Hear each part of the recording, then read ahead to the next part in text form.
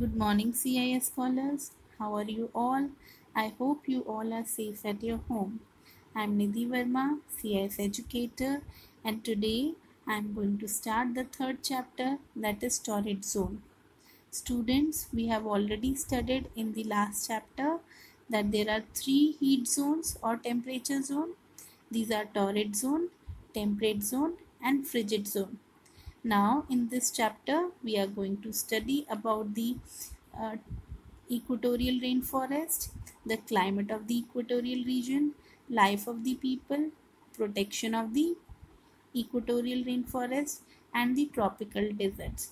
So let's start all these topics. First is equatorial rainforest. Now it is found mainly between 10° north and 10° south latitude. Look at this map representation. Now here at 0° we have equator. When we move from equator to 10° north and to 10° south, we will find these rainforests. The equatorial rainforests are found in the hot and humid region along the equator. As we all know that the places which are near to equator, they have a hot climate. So these equatorial rainforests are found in the hot and humid region only.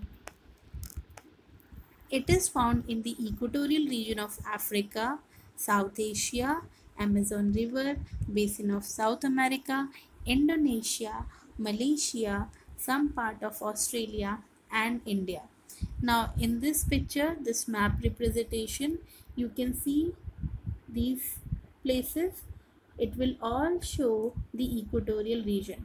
So the green color, it will indicate the hot wet equatorial region, and these equatorial rainforests are found in here only. Now let's see what is the climate of equatorial region. Students, we in the last chapter we had studied that the climate of torrid zone is very hot. This is all because the rays of the sun would be direct and vertical. So the climate in this equatorial region is very hot, humid and wet throughout the year. Due to this humid climate, this region have heavy rainfall in every afternoon, which is often called 4 o'clock rain. So every day there is a rain.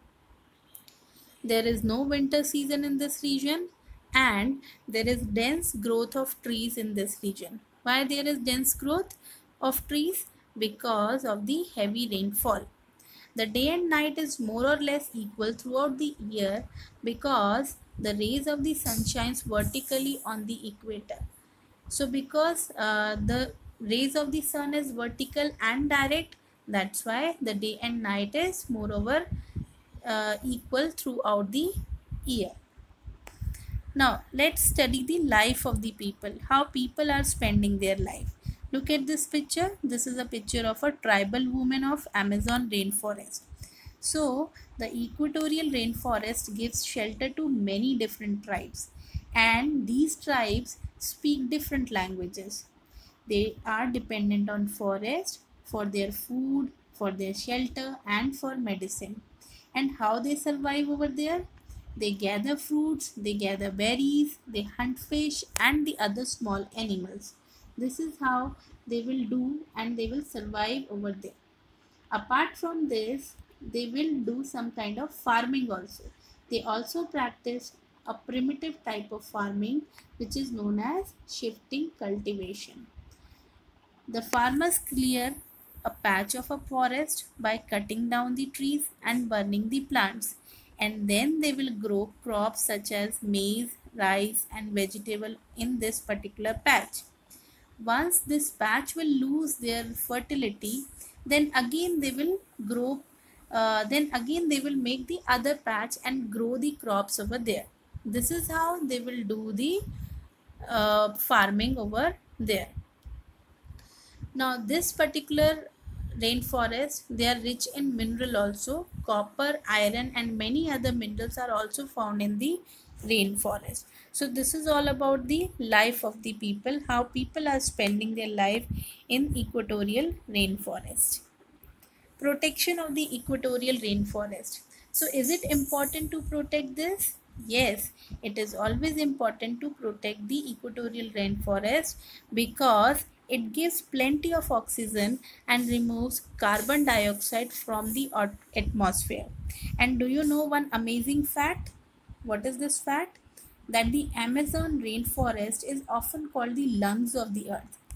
The Amazon rainforest is often called the lungs of the earth. Why? Because it absorbs about 25% of the earth's total carbon dioxide emission. So that's why they are called the lungs of the earth. Now, apart from this, there are some factors also which will threaten these rainforests around the world. What are these threatening factors?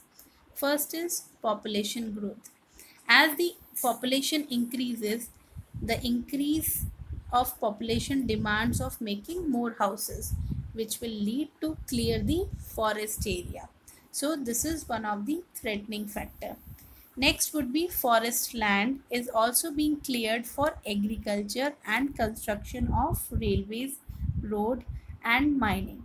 So that's why this is also the threatening factor. And next would be forest fire, which is another reason for loss of forest cover. So children, I hope that this video will clear you about the equatorial rainforest, about the climate, about the people, how people are spending their life over there, and why it is important to protect all these rainforests. Now, in my next video, I'm going to cover about the more about this topic. By the time you read this chapter, especially page number 29 and 32, and enjoy the learning. Thank you.